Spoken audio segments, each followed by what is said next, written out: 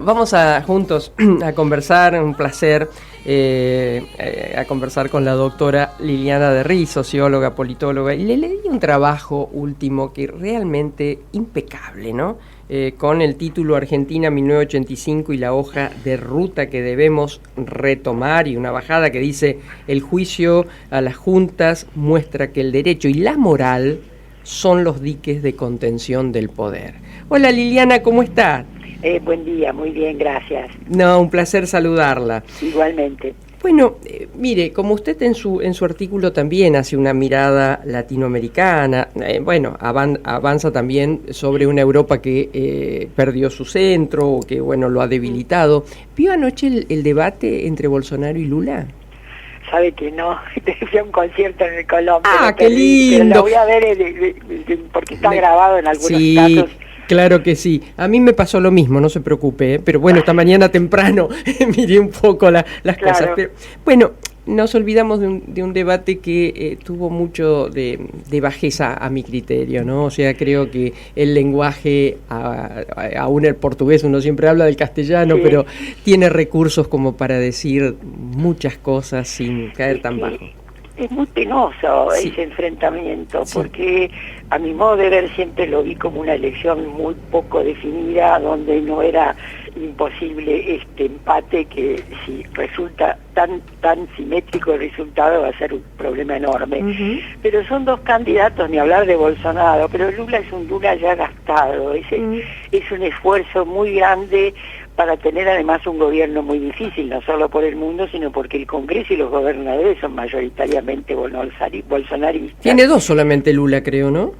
¿Perdón? Creo que tiene solamente dos gobernadores Lula. Claro, y perdió realmente peso institucional de una manera muy asombrosa en el primer turno, y esto indica, me parece a mí, los analistas que uno consulta, que esta clase media que supo progresar con los gobiernos exitosos de Lula, hoy está muy enojada con la inflación, la pérdida de poder adquisitivo es grande, a pesar de que ahora hay deflación, y con la tasa de actividad caída. En fin, esta idea del mundo de pobres es de Lula, pero las clases medias aspiracionales no están con Lula, que es un fenómeno no solo de Brasil. Claro, claro. Por eso, digamos, la traigo a esta Latinoamérica y a esta Argentina con esto, ¿no? Sí, sí. Bueno, claramente estamos con un mundo hostil, muy difícil, y con situaciones que, pospandemia, crisis económica, no hay viento de cola, gestiones malas, corrupción, en fin, hay un enorme descontento social, ¿no? Yo en la nota que hacía marcaba que Argentina tiene un rasgo singular, que es esta estabilidad en la inestabilidad. Nosotros tenemos los ciclos de ilusión y desencanto, y hoy en día, al menos lo que dicen los focus group y el malestar generalizado de la gente, hay mucha frustración, mucha amargura, mucho pesimismo, es lo que se refleja, y esto indica que que nosotros todavía ponemos la esperanza en votar y cambiar, y hay cierta paz social que no la hubo en Chile, para sorpresa de todos, ¿no? Claro, y también es interesante el ejemplo de Chile, porque Boric, que surge de una rebelión, digamos, como hoy está teniendo graves problemas. Lo que le pregunto, parecería que si no hay una gran formación política y partidos que hoy inexistentes detrás, es muy difícil gobernar. Así es, porque lo que mostró, y sobre todo la elección de la Asamblea Constituyente, es que las columnas vertebrales, los partidos que mebraron las instituciones chilenas, están en crisis, y tanto la derecha, mejor dicho, el centro derecha, como el centro izquierda, o sea, la concertación versus lo que era Unidad Nacional, están en caída completa. Entonces, la radicalización hacia la derecha y a la izquierda encontró por primera vez a toda la derecha unida alrededor de la ultraderecha de Sebastián Katz, y el centro de la izquierda y la izquierda del Partido Comunista apoyan a un personaje de la rebelión estudiantil, muy romántico, pero que no tenía equipo, como se mostró, y que gobernar con esa correlación de fuerza en el Congreso tampoco es fácil, y sin constitución legitimada, peor aún, ¿no? Yo lo veo muy difícil lo de Chile, no sé qué va a pasar porque nuevamente lo van a intentar, pero la masa independiente, esta flotante, que una vez que llega a la constituyente decide que la constituyente es un listado de los deseos de todos, sí. Una cosa loca, ¿no? Sí. Bueno, y ahora la traigo amablemente a nuestra realidad argentina. Difícil. Y en la antesala, Liliana, de algo importante. Sí. Mañana, 30 de octubre, 39 años de la recuperación democrática. Sí, sí. Bueno, qué decir, que ahí yo lo que siento es que el coraje cívico de Alfonsín para una empresa que con la perspectiva del tiempo uno puede apreciar lo importante que fue el coraje de haber hecho lo que se hizo, por ejemplo el juicio a la Junta. Es cierto, la Argentina no resuelve el problema de crecer y tener una política de justicia social, no lo resolvió Alfonsín y no está resuelto hasta ahora, porque el proteccionismo distribucionista de la primera época Kirchner era fruto de una bonanza extraordinaria que se licuó y no nos dejó futuro. Pero esta idea de que para mí es el mensaje mayor, que si no tenemos solidez institucional, si no hay una democracia consolidada, republicana, y si no tenemos libertad de expresión en el sentido de presión sobre los medios o ideas de que hay que vigilar al odio, que en principio parece que lo produjera directamente la prensa o los medios o las redes. En fin, mi idea es que el mensaje central es que también hoy hay que reconstruir la democracia, que por suerte resistió muchas crisis y que realmente hoy está maltrecha y muy amenazada en el resto del mundo, pero acá también, y sobre todo por estas pulsiones autoritarias que intentan modelar las instituciones al gusto del que manda o la que manda, y que además las usan de escudo protector para la impunidad total, porque el poder es un poder privatizado en el Estado, que hace de las arcas del Estado su clientela política y su propia riqueza, porque claramente un Lula no tiene nada que ver con la señora que es vicepresidenta en este país. Bueno, fíjese a quién lleva como candidato a vicepresidente, ¿no? Por supuesto. Ahí hay, porque, mire, Brasil tuvo siempre una feliz combinación, porque Cardoso era el señor más a la derecha de la izquierda y Lula fue siempre el más a la izquierda de un centro derecha, un hombre moderado que continuó las políticas de estabilidad, de crecimiento que heredó del periodo de Cardoso, pero además es un líder metalúrgico que fue formado intelectualmente con los intelectuales que como Cardoso, Béfort y otros, que en esa época eran marxistas, claramente armaron ese partido obrero de los trabajadores. Nosotros tenemos peronismo, pero no partido obrero, ni antes ni ahora. Entonces, claramente hubo una corrupción muy grande en el Partido de los Trabajadores, nadie lo niega, pero ahí mucho de ese dinero fue a alimentar la propia política, el mensalón. No lo veo como una familia y sus adláteres, eso es una dirigencia política. El señor Dirceu, por ejemplo, mucho dinero a su bolsillo, claro. pero la justicia incluso es una justicia mucho más independiente en todo el periodo que estamos examinando. Y Itamaraty también. Bueno, Itamaraty, comparado con nosotros, es una cancillería, como se dice acá, de lujo, porque son profesionales. Claro. Pero nosotros ya batimos todos los récords. Va un presidente a una reunión donde está Borrell y dice, no sé si hay algún acuerdo. Esto es impresionante. Yo nunca imaginé que podíamos hacer semejante papelón con un presidente y un canciller ágrafo, porque esa es mi verdadera sensación. No se puede reunir con representantes de la Unión Europea e ignorar los lazos preexistentes. Claro. Ahora, la pregunta es la siguiente, porque uno mira todo el espectro político, ¿no? Sí. Y ve que desde los vecinos de enfrente, por así llamarles, tienen tantos problemas como los que gobiernan. Lo que pasa es que impacta menos porque no tienen la responsabilidad del gobierno. En este ámbito, ¿cómo se reconstituye la democracia malherida? Bueno, no cabe duda que, en mi opinión, y es siempre polémico, por cierto, necesitamos una dirigencia opositora responsable, que pueda subordinar sus pasiones a un objetivo compartido y claro. De lo contrario, es un festival de vanidades. Pero además se necesita para mí un liderazgo de reconstrucción. Esto lo insiste mucho también Natalia Botana, porque ambos vamos por generaciones viendo la influencia, por ejemplo, de un Raymond Aron, de esta idea de que sin un liderazgo de reconstrucción no se reagrupan las fuerzas alrededor de un objetivo y definen cómo alcanzarlo. Esta es nuestra dificultad, el deshilachamiento de una oposición que con la emergencia, por ejemplo, del fenómeno Milei, que es la variante Vox, se tiene que correr más hacia la derecha porque la clase media está muy enojada, está más bolsonarizada de lo que nos parece.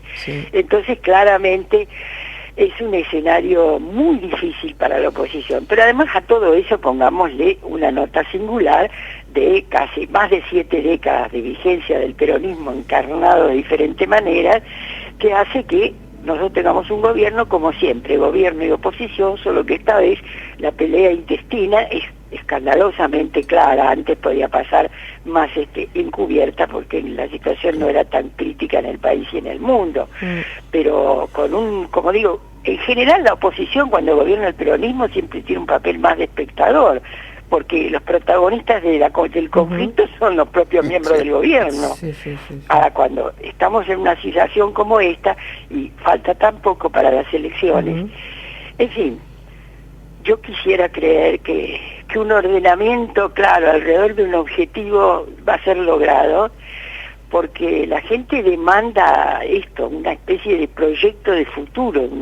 El futuro es pura amenaza ahora, entonces alguien que no se trata de un salvador ¿Qué frase que usted dijo al pasar, el futuro es pura amenaza.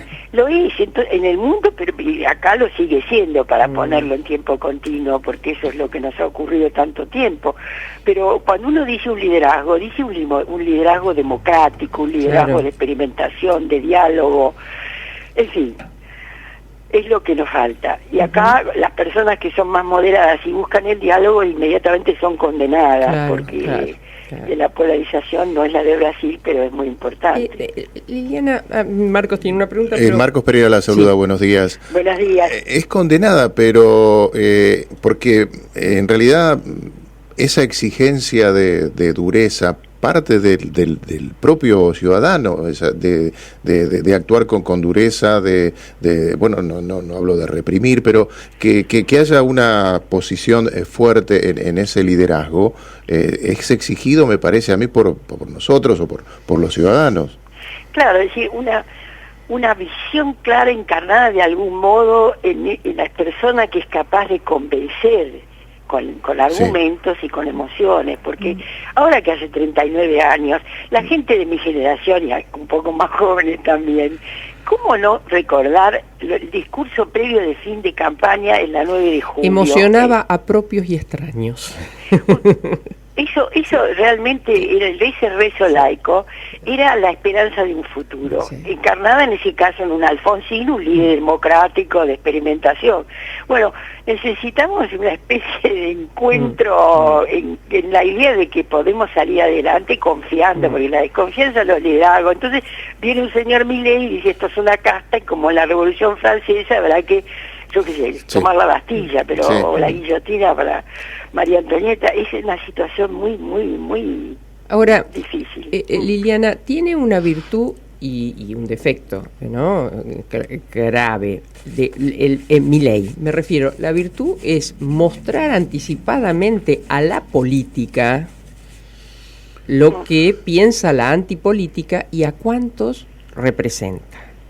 Y bueno, la parte negativa es, el otro día alguien me decía, bueno, pero es el único que tiene un proyecto absolutamente inviable, dice cosas. Bueno, decir que tiene un proyecto me parece un poco difícil, porque si el proyecto es yo vengo y arraso con todo, no vamos a tener Estado, puro mercado, si usted quiere vender un órgano, véndalo. Digamos que es una aplanadora, porque por ejemplo, mire, yo vengo de España, estuve en Madrid, y una cosa interesante que está ocurriendo es cómo está perdiendo peso Vox en España, ¿no? Pero ellos tienen un partido de centro derecha muy fuerte como el Partido Popular, pero perder fuerza, porque por supuesto que regionalmente en Andalucía creció, pero cada vez la gente tiende a recular de esto, de vamos a destruir todo, como, qué sé yo, hachazos con la clase política, porque evidentemente alguien nos tiene que representar, pongamos controles, pero así no. Entonces, con la furia, con la corrupción, con el malestar, bueno, en Argentina ni hablar. Entonces aparece esta cosa destructora que es bueno, en general es la ultraderecha radical, que ahora se dice populista porque se le dice populista a tantas cosas. Sí. Pero la última pregunta, Liliana, agradeciéndole enormemente rato de charla. ¿Usted cree que puede haber una convergencia entre lo que piensa Patricia Bullrich o el propio expresidente Macri y lo que piensa Manes o Gerardo Morales, o ahora que se sumó supuestamente Lustó? Es muy difícil dar respuesta, porque todos ellos están en una competencia de estrellato, y en realidad la debilidad de los partidos es tan grande que, salvo la Unión Cívica Radical, que débil y todo todavía conserva un aparato institucional, lo veo muy difícil, pero creo que la necesidad obliga, que por supuesto que esperemos que no volteen las pasos, que sería gravísimo por muchas razones, pero entre otras porque es un ataque feroz a una oposición que tiene que dirimir su oferta en las urnas, porque no nos queda otra. Pero me parece que eso ordena un poco el desorden, y este es el desafío. La verdad que yo no lo sé, esto es un desafío. Por ahora todos compiten por el premio mayor. Entonces uno tiene a alguien que está a la ciudad y que después dice no, voy a la presidencia, o alguien que se ocupa de la medicina, pero entonces dice vengo a curar a todos. Sí, es una cosa muy confusa. Yo no tengo respuesta. Quisiera creer que van a ordenar esta competencia interna desordenada y que van a poder acordar, porque además hay equipos técnicos de todos estos componentes que tienen claro el diagnóstico. Este país está harto de diagnósticos. Lo que hay que ponerse en concreto es algunos puntos básicos nodales de acuerdo y punto. Con eso seguir adelante. Pero es fácil decirlo, como sabemos, muy difícil hacerlo. Liliana, un placer, muchas gracias. ¿Y cómo estuvo el concierto? Buen día. Bueno, no me escuchó, buenos días. No, porque perdón, está en línea todavía, le consultaba cómo estuvo el concierto anoche en el Colón. Porque había una pianista, ahora se me borró el nombre, maravillosa, que tocó un Chopin como debe ser, así que fue un placer. Bueno, muchas gracias, un abrazo grande. Buen día. Hasta luego. Hemos conversado con la politóloga y socióloga doctora Liliana de Rizo. Bueno, segunda vuelta mañana en Brasil, entonces, Lula y Bolsonaro, con el tema de ver si las encuestas esta vez le pegan o no. Yo te escuchaba que decías que Eleonora Gozman lo que me mandó un mensajito por privada, no tenía tiempo para salir, representa tantos medios, me decía, creo lo que palpito es que por una diferencia no muy grande ganaría Lula. En el potencial Lula. Veremos. Habrá que esperar, muy rápido se define, porque viste que como es voto electrónico rápidamente conocemos los resultados. 8:40.